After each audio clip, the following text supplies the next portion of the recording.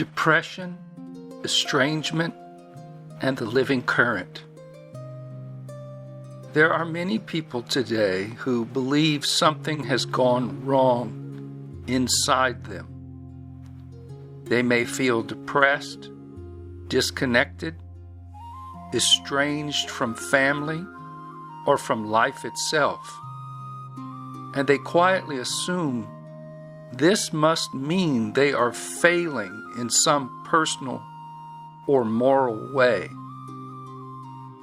What I want to offer here is a different way of seeing. It's not a diagnosis and not a solution, but as a reframing rooted in the body and in life itself. Much of what we call depression is not a flaw of character or a failure of effort. It is often a nervous system that has carried too much for too long without enough safety, warmth, rhythm, or living contact to restore itself. Human beings are biological creatures before we are psychological stories. And we require light, warmth, green life, touch, rest, and a sense of belonging that does not have to be earned. When these basic conditions are missing, the body does not protest politely. Instead, it withdraws. It slows and eventually goes quiet. We then interpret this withdrawing as something being wrong with us. Estrangement often rises from the same place when relationships become fused with threat, obligation, instability, unresolved trauma, or identity pressure. The nervous system does what it is designed to do. It creates distance. This is not necessarily hatred. It is protection. In the natural world, separation is not a moral event. For example, a mother bear does not cling to her cubs forever. At a certain point, she runs them off.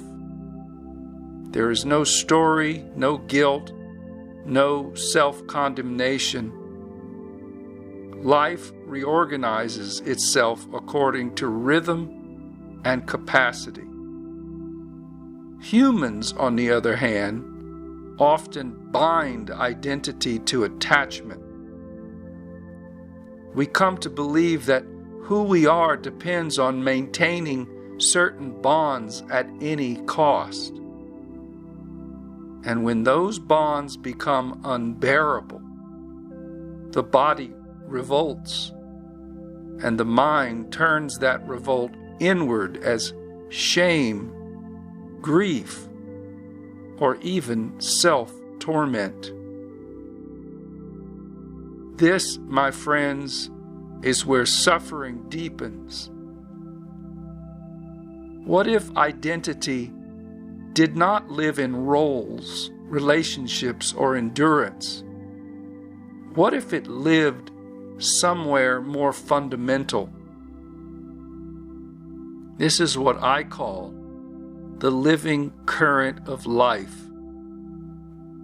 The living current is the same life force that animates your breath, moves the seasons, grows trees, and repairs the body, even while you sleep.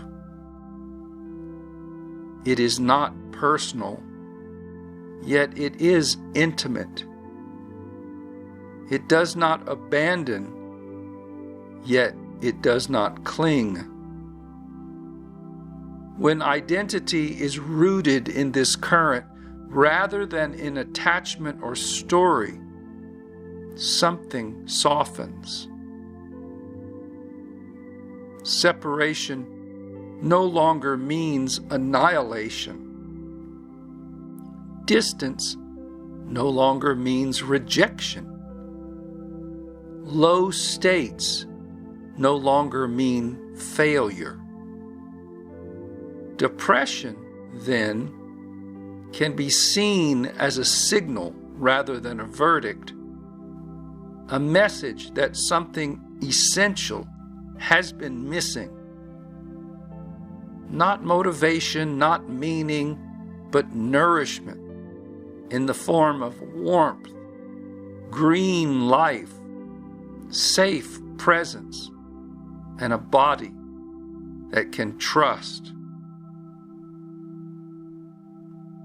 This does not mean withdrawing from the world.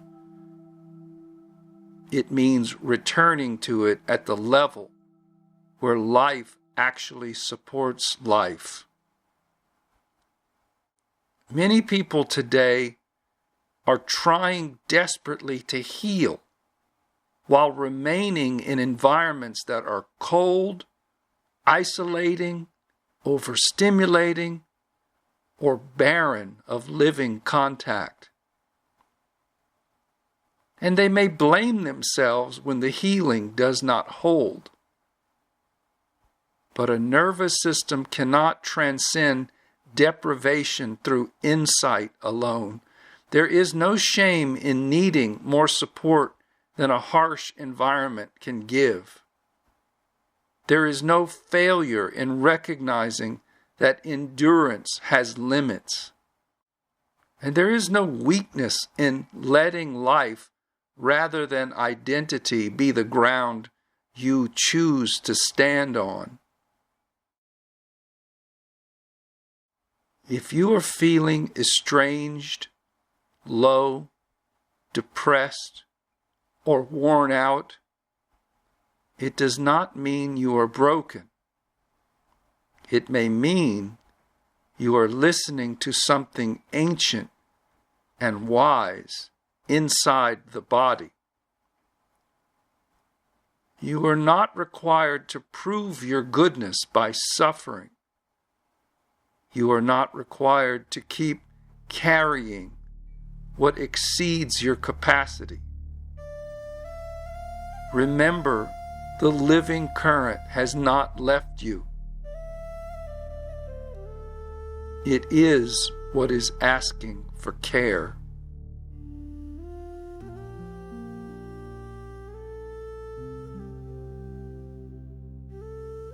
Before we close, I want to leave you with something simple and usable. It's not an insight that you have to remember, but a way to stand in this moment. If things feel heavy or lonely or too much, see if you can pause and ask one quiet question. What would bring a little more life into my body today?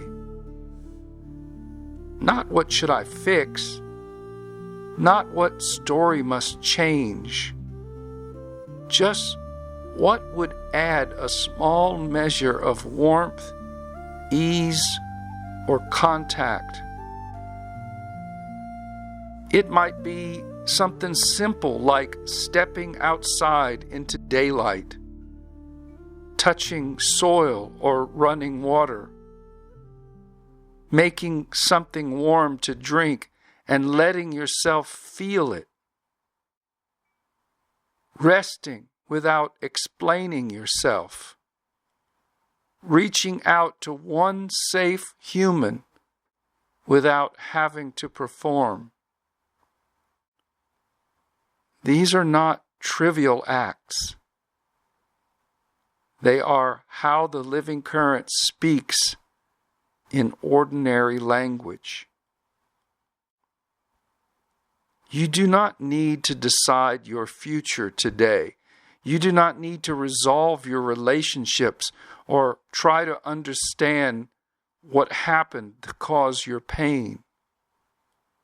For now, it is enough to stay oriented toward what supports life rather than what demands endurance.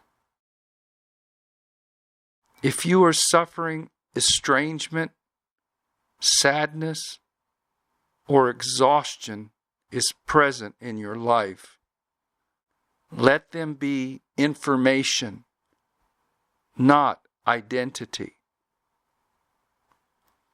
You are not what is passing through you. The current has not withdrawn itself.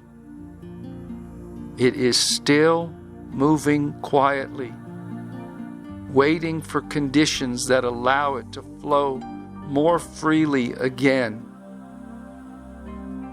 And when those conditions begin to return, even in small ways, you will feel it, not as inspiration, but as grounded relief. And that is enough for today.